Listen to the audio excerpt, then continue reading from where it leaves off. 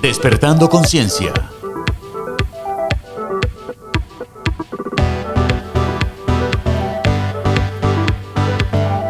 Con Rocío Adriana Páez. Flota La Macarena, pensando en sus clientes, trae nuevos vehículos y más horarios en la ruta Bogotá-Girardot-Bogotá, con frecuencias cada 20 minutos a partir de las 4:20 am. Nuestra nueva flota de buses cuenta con un servicio cómodo, directo, seguro, con una velocidad controlada y regulada. Además, encontrarán servicios adicionales como Wi-Fi, televisión Full HD, aire acondicionado, toma corrientes y sillas móviles de fácil acceso para personas con capacidad reducida. Las sillas cumplen con estándares de seguridad y confort. Flota La Macarena S.A. Mucho más de lo que usted se imagina.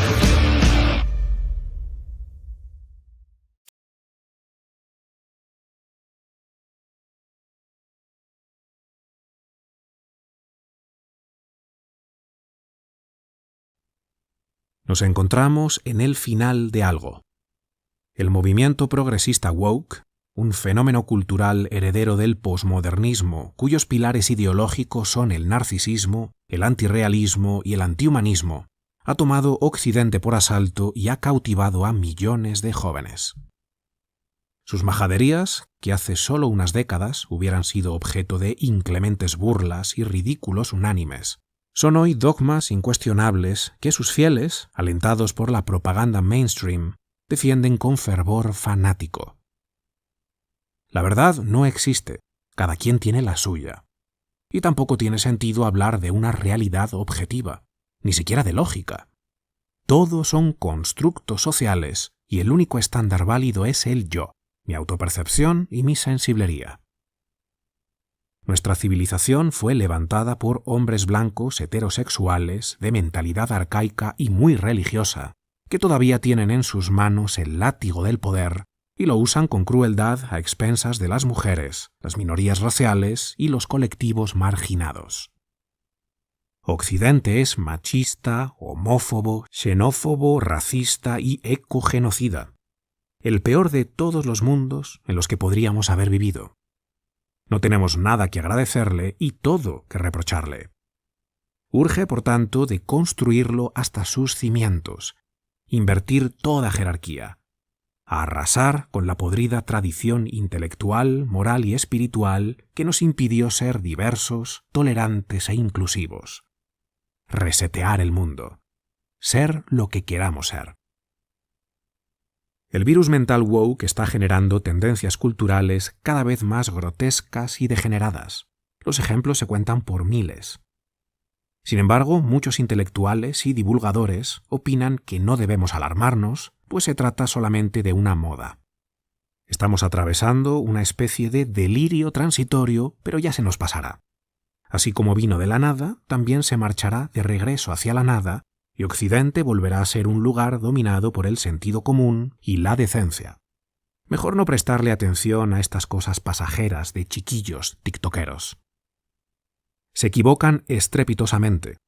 No vamos a regresar espontáneamente a la cordura. Es más, si dejamos que esta deriva siga su curso, veremos una aceleración exponencial de la posesión ideológica y muchas de las cosas que hoy consideramos perversas, repugnantes e inconcebibles, y que producen náuseas solo con pensar en ellas, se convertirán en la nueva normalidad y serán celebradas por la cultura como los signos visibles de un maravilloso progreso. ¿Cuál es la raíz del problema?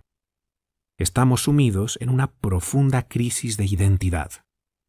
Y esta crisis identitaria es el resultado de haber deformado uno de los patrones más básicos sobre los que se asienta la psique humana y la estructura misma de la realidad, la relación entre el centro y la periferia. Este simbolismo espacial y geométrico de centro y periferia es universal, lo encontramos en todas las culturas de todas las épocas, y es clave para entender el momento actual, reparar el daño y corregir la deriva. Como veremos en este vídeo de forma muy clara y usando muchos ejemplos, este es el núcleo de todos los problemas del mundo moderno. Las identidades se han disuelto y Occidente vive un momento límite. Es el final de algo.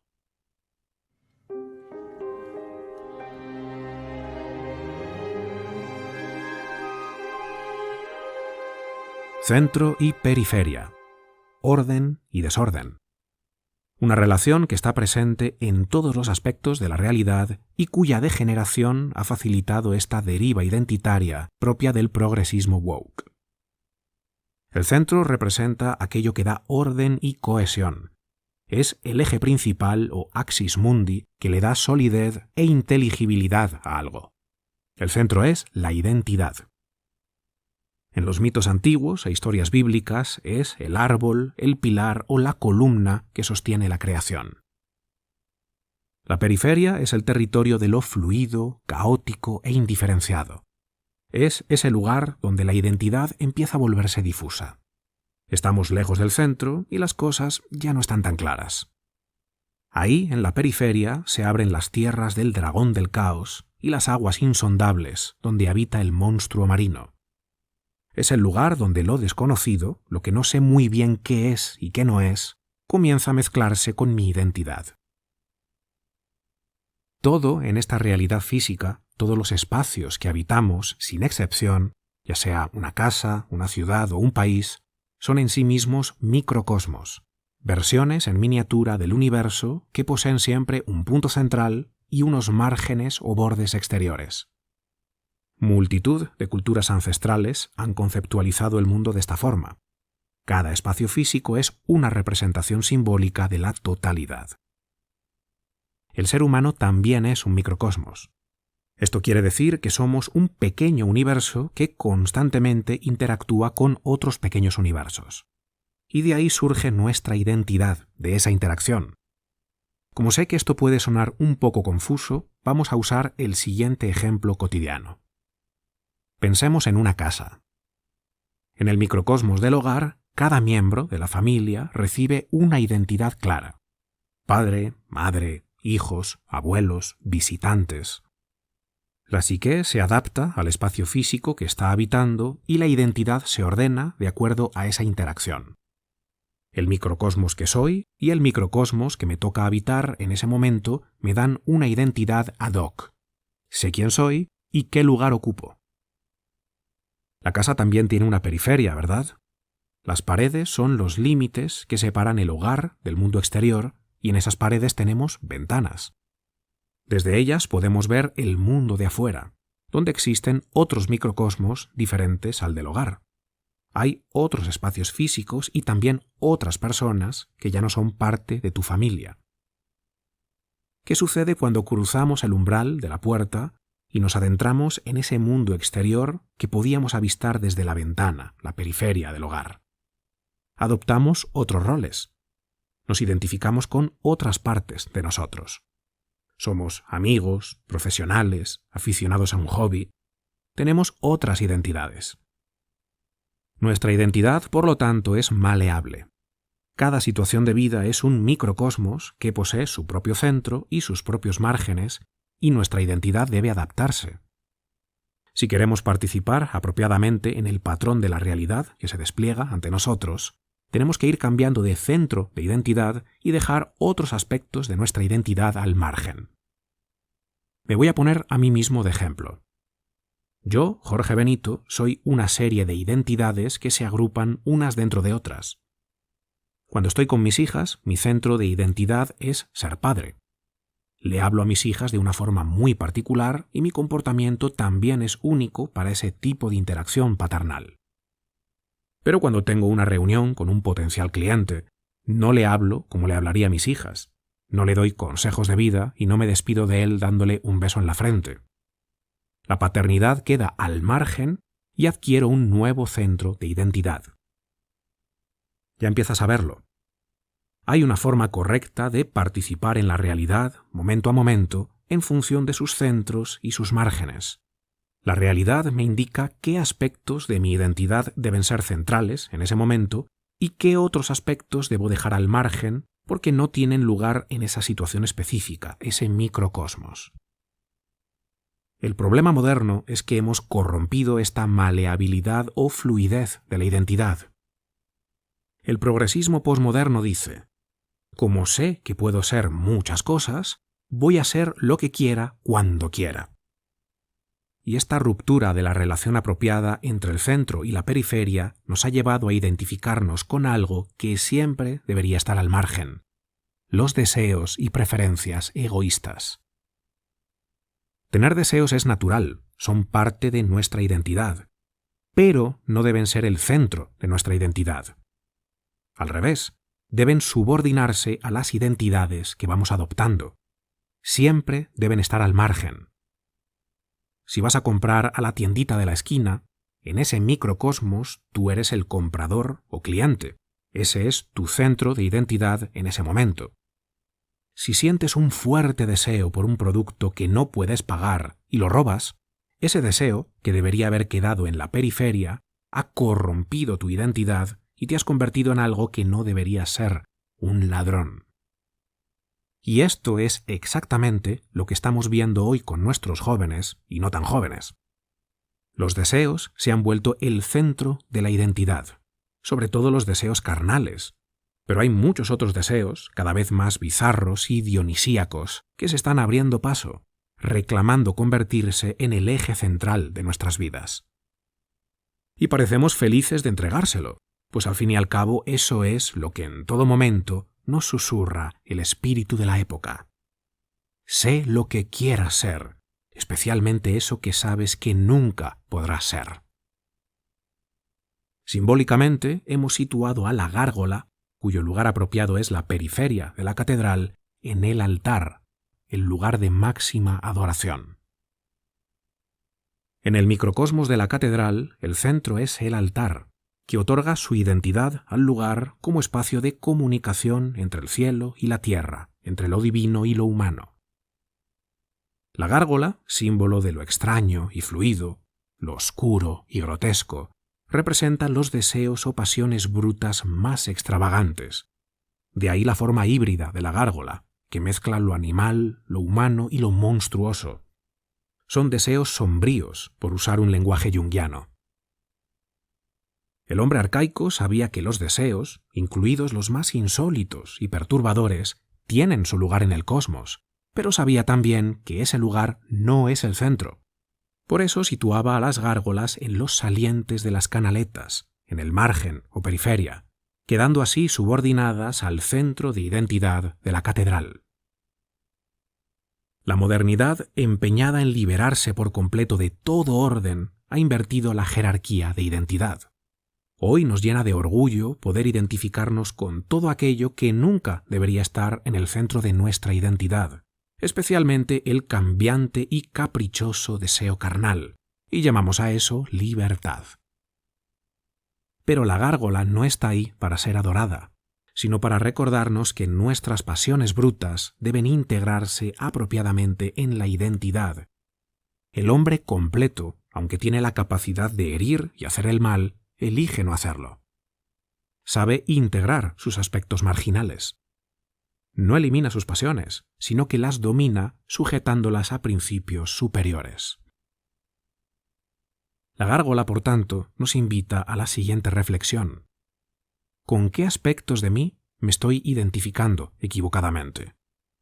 ¿Qué deseos estoy llevando al centro y convirtiendo en una falsa identidad? ¿Con qué debería identificarme? ¿Cuál es el centro real de mi ser? Como es natural, los jóvenes son quienes se plantean este tipo de preguntas con mayor ímpetu, pues están tratando de encontrar su lugar en un mundo cada vez más confuso y delirante. Anhelan encontrar ese equilibrio que surge cuando la relación entre el centro y la periferia es perfectamente armónica. Por eso son los más susceptibles de caer presa de los contagios sociales. Y la ideología woke es un movimiento de masas creado con la clara intención de generar este contagio, esta confusión identitaria. Saben que pervertir la relación simbólica centro-periferia rompe los espíritus de los más jóvenes, allanando el camino para la imposición de esa agenda antihumanista que resetea el mundo. Saben que decirles que ya son eso que nunca podrán ser tiene el poder seductor de la rebeldía, la traición a lo convencional. Ser lo prohibido, lo imposible, apela al inconformismo de la juventud y desafía todos los paradigmas de forma irreverente. Además, tiene el encanto de la blasfemia, hacia el que todos los que aspiran a tomar el relevo del mundo se sienten irremediablemente atraídos, como el joven Prometeo.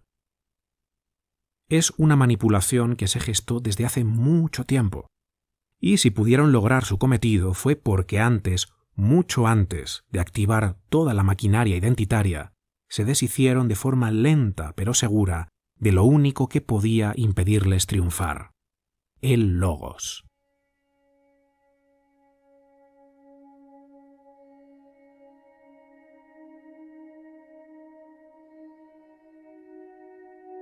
El movimiento woke es la consecuencia natural de eliminar el logos.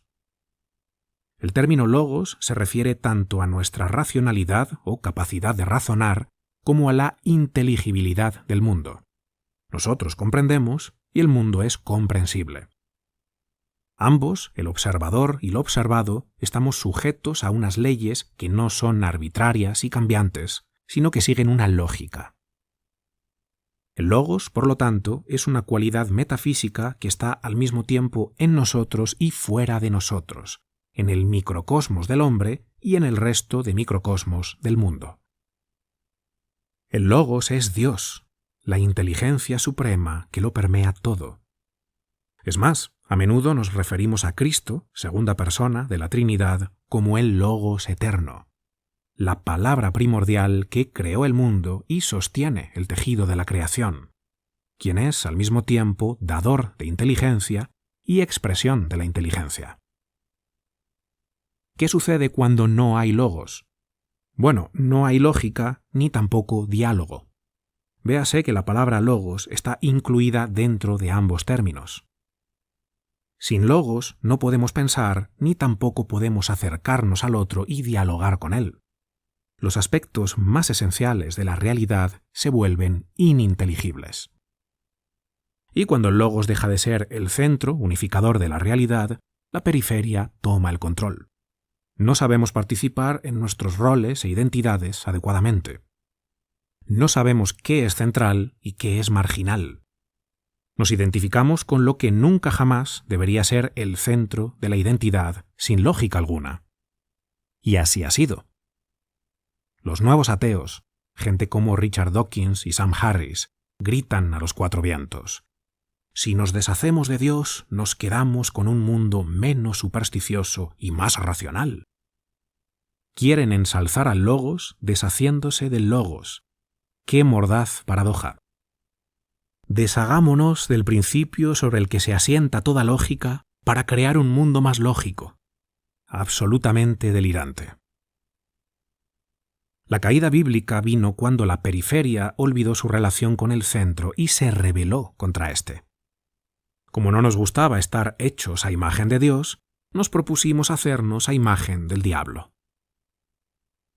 No hay nada más urgente que colocar a la gárgola en la periferia y volver a poner a Dios, el Logos, en el lugar que le corresponde, el centro cósmico, que es a la vez origen y convergencia de todo.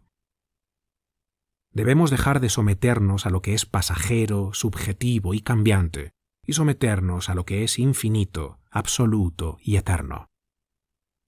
La única solución al conflicto identitario moderno es la identificación total con el Logos, con Cristo, el macrocosmos que trasciende a todo microcosmos y a su vez se encuentra en cada pequeño rincón del cosmos, centro absoluto de la jerarquía espiritual de la que emana la creación y la permea en su totalidad. Solo la subordinación al principio unificador del Logos permite que el resto de las identidades que debemos ir adoptando en el día a día queden correctamente ordenadas, manteniendo a la periferia sometida. Estamos en el final de algo. Occidente está parado en un límite, el fin de una era. El simbolismo del final hace alusión a la disolución de las identidades, propio de la periferia. Nuestra relación disfuncional con Dios, el eje unificador de la realidad, dio pie a un ensalzamiento de lo marginal. Cuando el Logos deja de ocupar el centro, la gárgola reclama su puesto vacante. pero estamos a tiempo de corregir esta deriva. Podemos regenerar el mundo y volver a unirnos como humanidad en Cristo, hacer comunión con Él y en Él. Y todo parte de un mismo lugar. El Logos debe volver a convertirse en el único principio unificador de la identidad humana, el Axis Mundi. Pues así ha sido siempre, así es y así será por los siglos de los siglos. La filosofía es inútil, no sirve para nada. Esta frase es el fiel reflejo del profundo desprecio por la filosofía que nuestra sociedad moderna profesa con orgullo. Sin embargo, nadie puede vivir sin filosofía. Es imposible. Aunque ignoremos las raíces filosóficas que están moldeando nuestra historia de vida, siguen estando ahí. Nuestra indiferencia no las elimina, solo las esconde. Quienes no conocen la filosofía de su vida están condenados a vivir movidos por ideas y suposiciones que desconocen por completo. No son dueños de sus actos ni de sus actitudes, y corren el peligro de caer presa de ideologías estultas y perversas que degradan sus vidas. Pero cuando ves con claridad de qué fuente estabas bebiendo sin saberlo y qué consecuencias estaba generando en tu día a día, cuando tu filosofía deja de estar oculta y se revela ante ti, puedes reconducir tu historia de vida ipso facto. En este vídeo voy a compartir contigo algunas de las claves del fantástico libro Hay filosofía en tu nevera, escrito por mi amigo Enric Gel, del canal Adictos a la Filosofía, una obra que, además de introducirnos magistralmente en este mundo, nos entrega fundamentos filosóficos que podemos transferir al territorio del vivir cotidiano.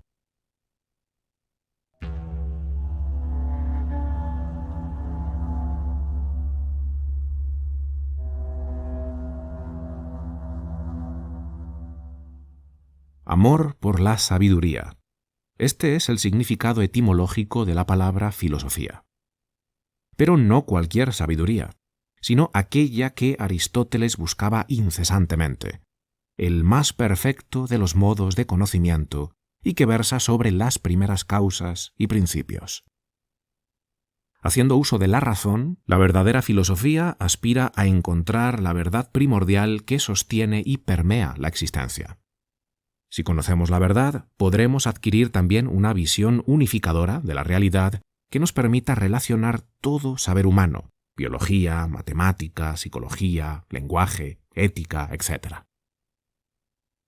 Sin embargo, hoy la filosofía es considerada algo abstracto que no conecta de ninguna manera con nuestra realidad cotidiana.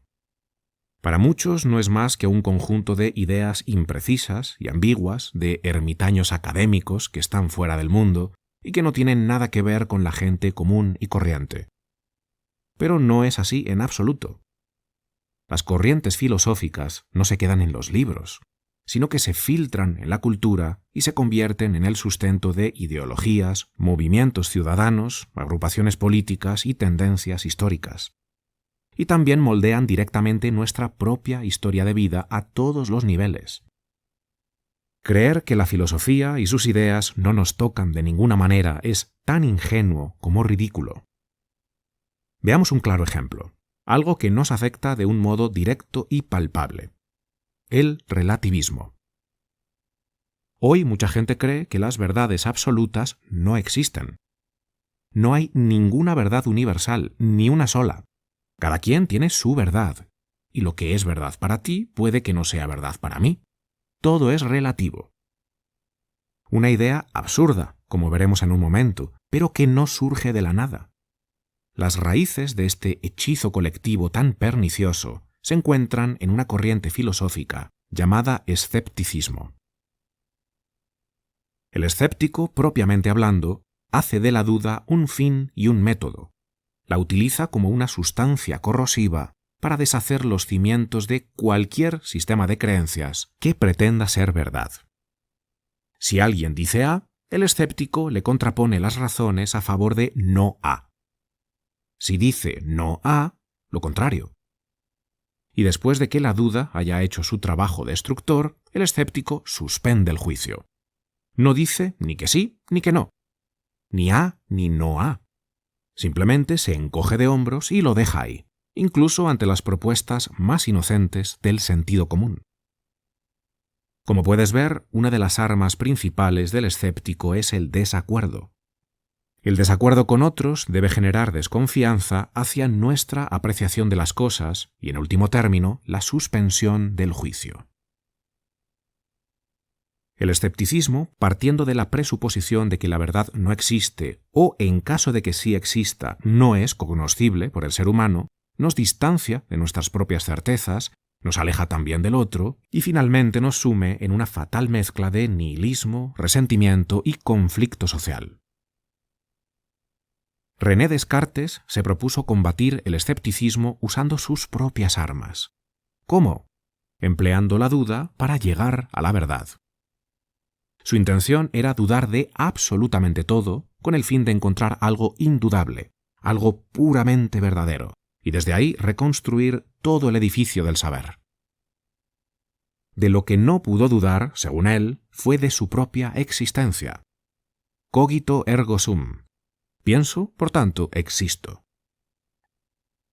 Es imposible dudar de que yo existo, dice Descartes. Esta es la verdad que vence al escepticismo, que vence toda duda, y sobre la cual, como piedra fundacional, volverá a alzarse todo el edificio de la filosofía. Pero fracasó en su empeño, porque al escéptico no se le puede ganar. No hay modo de convencerlo. Solo se gana al escéptico dejándolo a solas con sus movidas.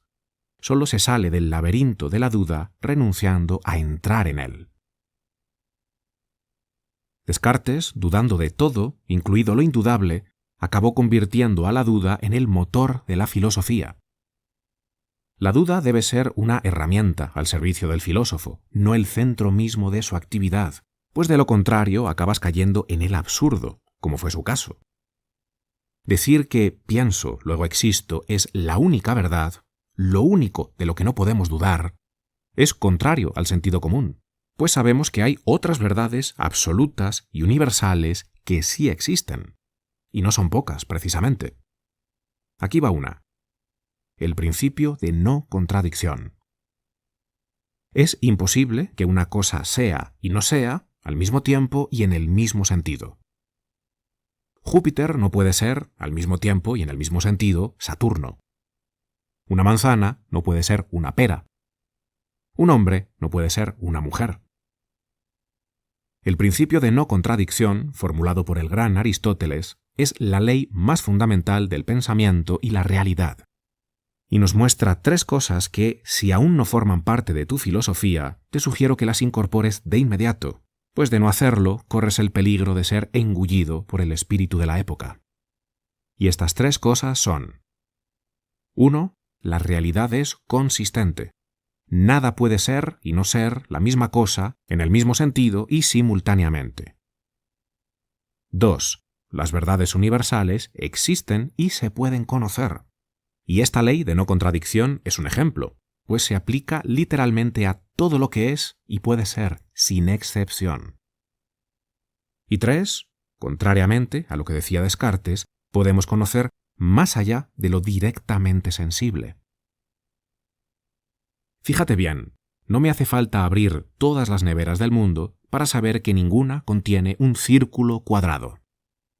La realidad entera es consistente, podemos alcanzar verdades universales y nuestro conocimiento no se limita a lo que nos presentan los sentidos. Partiendo de lo particular, la razón puede descubrir verdades universales y necesarias.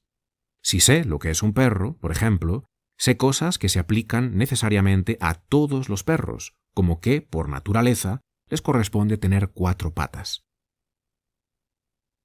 Esto es absolutamente evidente por sí mismo, pero un señor llamado Immanuel Kant dijo que no. Para Kant, estamos desconectados de la realidad y cada quien construye la suya. Los seres humanos ordenamos los datos de la experiencia a nuestra manera, según las estructuras internas de nuestra mente, que son completamente independientes de las estructuras de otras personas, y no hay forma de salir de la película subjetiva en la que cada uno estamos atrapados. Este es el núcleo de su famoso giro copernicano. La verdad ya no es algo que se descubre, sino algo que se construye internamente. Cada quien tiene sus gafas de realidad virtual y fabrica su verdad. En el pensamiento kantiano, el sujeto está encerrado en sí mismo, en su fenómeno, como en una cárcel, sin posibilidad de salir. En mi barrio, llegar a estas conclusiones es reducir al absurdo tu propio sistema filosófico. Una vez que los bodrios del racionalismo cartesiano y el kantianismo andaban sueltos, muchas otras doctrinas disparatadas se abrieron paso, como fue el caso del reduccionismo, hoy hegemónico en Occidente. Los reduccionistas defienden que esta realidad que tú y yo experimentamos ahora mismo no es real. Lo real está mucho más abajo, en el nivel de las partículas elementales. Cuando suficientes partículas se juntan, generan la ilusión de un plátano, unos pantalones o tu vecino, el señor Paco. Pero si miramos de cerca, vemos que el señor Paco está compuesto por millones y millones de partículas, y esas partículas son lo real. El señor Paco parece real, pero no lo es. Si quieres conocer al señor Paco, tienes que mirar sus átomos y sus quarks. Nada de sentarte a tomar un café con él, porque no hay ni café, ni mesa, ni tú, ni Paco. Si el reduccionismo fuera verdad, resultaría bastante problemático. Por ejemplo, si lo único que existe son partículas fundamentales, la conclusión que debemos sacar es que realmente yo no existo. Y en el caso de que el reduccionismo no logre convencerme de que no existo, nos lleva a la conclusión de que la muerte y la vida no difieren en nada, que es aún peor. Existo, pero mi existencia no importa porque es lo mismo que la no existencia. ¿Cuál es la diferencia entre la persona viva y el cadáver? Antes era un tipo de partículas y ahora es otro tipo de partículas, pero partículas, al fin y al cabo. ¿Qué más dará? Creo que ya empiezas a ver de dónde viene la creciente falta de sentido de nuestras sociedades y el hastío existencial que golpea ferozmente a nuestros jóvenes. La filosofía nos ubica en el mundo, lo sepamos o no.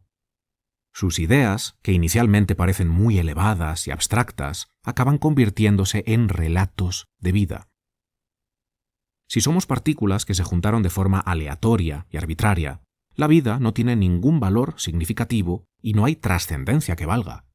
No venimos de ningún lugar ni vamos tampoco a ningún sitio. No hay verdad primordial. No hay esperanza. No hay amor. Pero, ¿es esto cierto? ¿Somos un mero accidente de probabilidades que está aquí sin causa y sin propósito? En absoluto. Aquí te traigo otra verdad universal, de esas que los relativistas detestan con fervor, llamada principio de causalidad. Todo lo que empieza a existir tiene una causa. Vacía la nevera. Tíralo todo al suelo. Una vez que no haya nada dentro, cierra la nevera. Espera unos segundos. Ábrela. ¿Hay cocos? No. Ciérrala otra vez. Dale unos segundos más. Ábrela. ¿Hay cocos? No. Vuelve a cerrar. Repite tantas veces como quieras. De una nevera vacía no salen cocos. De la nada, nada sale. Todos nos movemos por el mundo irreflexivamente con esta convicción. Nos es tan natural e inmediata que solo la adopción consciente de una mentalidad escéptica nos permite ponerla en duda. Nunca encontraremos algo que empiece a existir sin causa alguna. El universo tiene una causa para su existencia. Lo mismo sucede contigo. El escepticismo y el reduccionismo no pueden mostrarnos cuál es esa causa, pero el principio de causalidad nos indica que existe y es real, por lo que deberíamos aspirar a conocerla. Mira lo que dice el filósofo ateo Quentin Smith respecto a la existencia del universo. El teísta dice que la pregunta tiene una respuesta. Dios hizo que el espacio-tiempo empezara a existir. La respuesta estándar del ateo es que no hay respuesta. El comienzo del espacio-tiempo es un hecho bruto, carece de explicación. En este punto rechazo el ateísmo estándar o tradicional y me posiciono con el teísmo. Una teoría que incluya una hipótesis explicativa acerca de alguna evidencia observacional, como que el espacio-tiempo comenzó a existir, es, en igualdad de condiciones, epistémicamente preferible a cualquier teoría acerca de la misma evidencia que no incluya tal hipótesis explicativa. Ningún ateo ha ofrecido nunca una prueba de que la existencia del espacio-tiempo sea un hecho bruto. En consecuencia, el ateísmo estándar sigue siendo, en este respecto, una hipótesis injustificada. El escepticismo, la duda metódica, el giro copernicano y el reduccionismo cientificista, que dominan hoy la mentalidad de Occidente, han envenenado nuestra relación con el conocimiento y la verdad. Tan absurdos como nocivos, nos han moldeado en secreto y nos han traído hasta este posmodernismo delirante que se caracteriza por una desconexión total con la realidad, un relativismo sensiblero y un rechazo amargo por las verdades universales, incluso las más obvias. Del no existe la verdad y cada quien fabrica caprichosamente la suya, al nada tiene sentido, hay un pasito muy corto. Y llegar ahí no es fruto de la casualidad. Las ideas tienen consecuencias. ¿Qué filosofía podríamos incorporar para construir una historia de vida que nos conecte profundamente con la realidad y nos oriente hacia la verdad? Yo, por lo menos, tengo claro por dónde tirar. Creo que hay que recuperar esa sabiduría de los clásicos, ese convencimiento de que no estamos encerrados en nosotros mismos, en el teatro de nuestras categorías y representaciones, sino abiertos al mundo. Abandonar esta idea fue un error. La revolución copernicana fue, en realidad, una involución. Hay que reivindicar, pues, lo siguiente: que hay en nosotros algo que puede conocer lo real, algo que puede discernir, partiendo de la experiencia, la estructura inteligible de las cosas. No sin esfuerzo, no de modo inmediato, pero sí como quien alcanza, satisfecho tras una jornada de arduo trabajo, la cima de una alta montaña. La realidad, como se nos aparece, no es una pantalla entre nosotros y la realidad en sí misma. Es una ventana por la que nos podemos asomar.